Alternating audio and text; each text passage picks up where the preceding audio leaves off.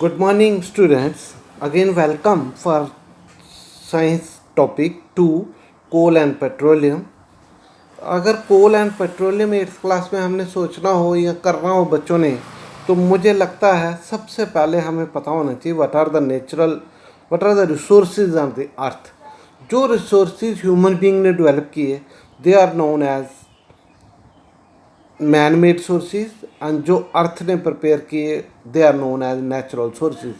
अब इस टॉपिक में हम कोल एंड पेट्रोलियम डिस्कस कर रहे हैं, इसलिए हमारा अहम काम बन जाता है कि हम लोग इसको डिस्कस करें कि हमारे नेचुरल रिसोर्सेज कितने टाइप्स के हैं. जो भी अर्थ ने हमें प्रोवाइड किया है in the shape of forest, in the shape of wildlife, in the shape of minerals, these are natural resources because these are made by the nature. और नेचर में two types of natural resources हैं. कौन कौन से? One is exhaustible and other is inexhaustible. हमारे लिए exhaustible जो हैं वो ज़्यादा चर्चा का विषय है आज की प्रेजेंट जनरेशन के लिए, कि वो एग्जॉस्टेबल रिसोर्सेज का कम से कम यूज़ करें. एग्जॉस्टेबल कौन से रिसोर्सेज हैं जो किसी टाइम पे हम यूज़ करते हैं, जैसे हमारे अपने पॉकेट से हों और हम लोग इसको यूज़ कर लें, और जो बचा हुआ सामान है उसको हम वापस वहाँ पे जमा करा दें, तो वो हमारी पॉकेट कम होती जाएगी. इसी तरह से जो एग्जॉस्टेबल रिसोर्सेज हैं वो ऐसे ही हैं जैसे अर्थ ने बहुत टाइम से अपने प्रोटेक्ट करके रखे हों, हम उसका एक्स्ट्रा यूज़ कर लें तो वो ख़राब हो जाएंगे. For example coal and petroleum, ये इतना ही रिसोर्सेज जो मिलियन ईयर्स इसको प्रिपेयर करने में लग गए, तो हम लोग इसके बदले इन एग्जॉस्टेबल रिसोर्सेज की बात करते हैं. इन एग्जॉस्टेबल में जो अर्थ में इतने प्रेजेंट हैं, हम जितना मर्जी यूज़ करें कभी ख़त्म नहीं होंगे. For example sun energy, wind energy, water energy, ये कभी ख़त्म होने वाले नहीं हैं. लेकिन सबसे कम काम हमारा किसके ऊपर हो रहा है? सन एनर्जी के ऊपर. दूसरा टॉपिक हम लोग लेके चल रहे हैं इसी में, कोल एंड पेट्रोलियम में, कि कोल और पेट्रोलियम की जब भी हम बात करते हैं तो हमारा ध्यान एकदम व्हीकल के ऊपर चला जाता है जो हम लोग एक्स्ट्रा ऑर्डिनरी यूज़ करते हैं. कोल बनता कैसे है? वेजिटेशन टेक्निक से. किस टेक्निक से? ये कंबस्टिबल है, सेडिमेंट्री है और ऑर्गेनिक है. अदरवाइज कोल के लिए क्या है? कोल एक फॉसल फ्यूल है, ये अर्थ में प्रिपेयर होता है मिलियन ऑफ ईयर्स एगो. अगर फिर कोल का करेंगे, मेनली कंसिस्ट इसमें क्या है? कार्बन और कुछ मेटल कंपाउंड्स होते हैं, कुछ अदर इम्प्योरिटीज होती हैं.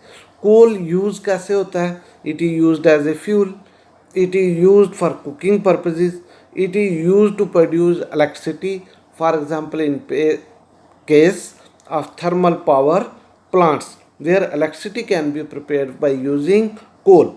इसके अगर प्रोडक्ट्स की बात करूं तो इसमें कोल है, कोक है, टार है, कोल टार, कोल गैस हैं, और ये सारे क्या किसके प्रोडक्ट हैं? कोल के. अब पेट्रोलियम की बात करें तो पेट्रोलियम क्या है? नेचुरली ऑकरिंग क्या है?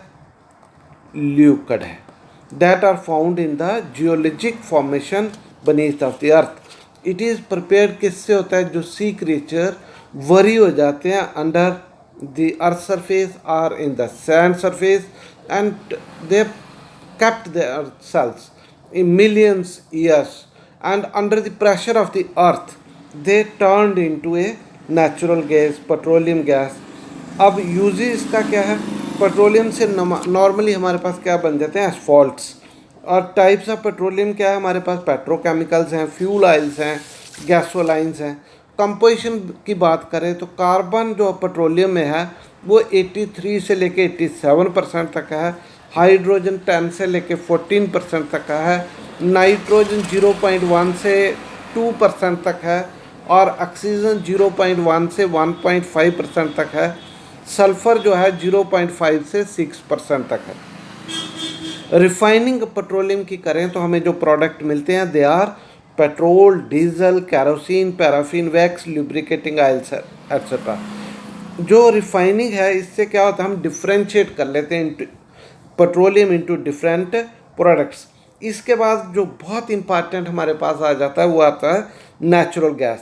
ये भी एक इम्पॉर्टेंट फ्यूल है जो हम इसमें से कर सकते हैं। अब अगर हम बात करें टेक्स्ट बुक के क्वेश्चंस की, तो हमारे पास फर्स्ट क्वेश्चन स्टैंड होता है, what are the advantage of using CNG and LPG as fuels. CNG का मतलब ही क्या है, कंप्रेस्ड नेचुरल गैस। एलपीजी का मतलब है लिक्विफाइड पेट्रोलियम गैस। ये बोथ क्या है, वर्म कर लेती हैं डायरेक्टली, उनको कोई हेल्प नहीं चाहिए होती, ट्रांसपोर्टेड ईजिली हो जाती हैं, क्लीन फ्यूल्स हैं, do not give much smoke, they give lot of energy when want. दूसरा क्वेश्चन अगर इसका देखें तो हमारे पास है नेम द पेट्रोलियम प्रोडक्ट्स। तो जैसे मैंने आपको पहले बताया, बिटमैन पेट्रोलियम प्रोडक्ट है used for surfacing of roads. Third question की बात करूं तो कोल कैसे फॉर्म होता है, फ्रॉम डेड वेजिटेशन, जैसे अभी हम बात कर रहे थे, मिलियंस ऑफ ईयर्स अगो जो डेंस फॉरेस्ट हैं got buried under the soil due to the natural process like storms, floods, earthquake, these got compressed as more and more soil get deposited over them.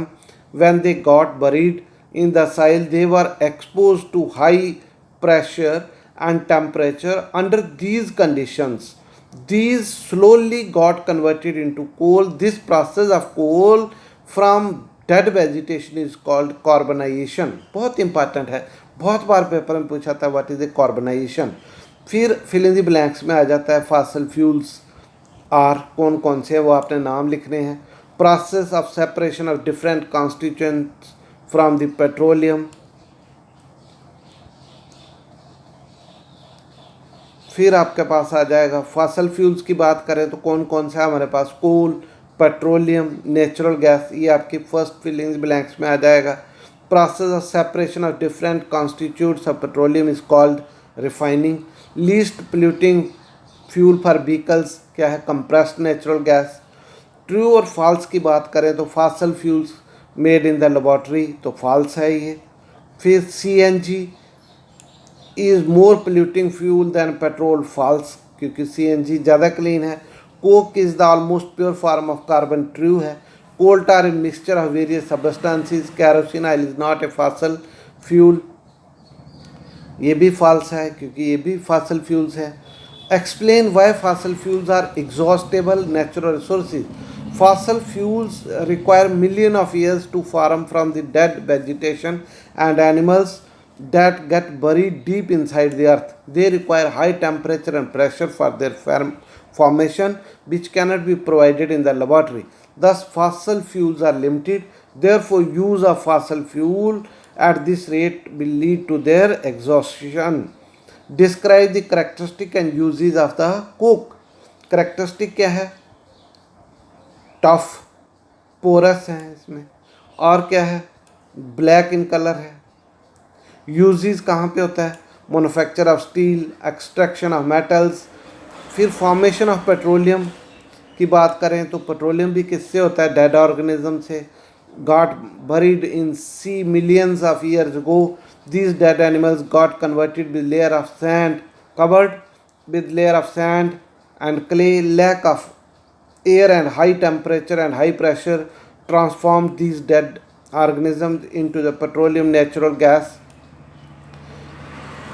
फिर आपके पास है कि कितनी shortage हो रही है। टेबल 91 में जो हमारी शॉर्टेज आई थी वो 7.9 थी, 92 में 7.8 हो गई, 93 में 8.3 हो गई, 94 में 7.4 हो गई, फिर 95 में 7.1, 96 में 9.2 और फिर आपके पास आ गया 11.5। इसी तरह से हम लोग इसका टेबल भी बना सकते हैं शॉर्टेज और ईयर के हिसाब से, तो आपके पास एक ग्राफ बन जाएगा जो आपका लास्ट क्वेश्चन है। स्टूडेंट्स, मैंने इस टॉपिक को आपको एक्सप्लेन भी किया और थोड़ा थोड़ा आपको आंसर्स के बारे में बताया है।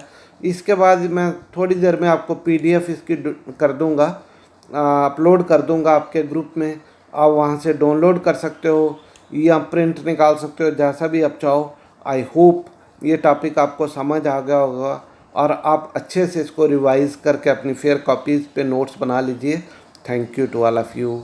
Stay home, stay safe.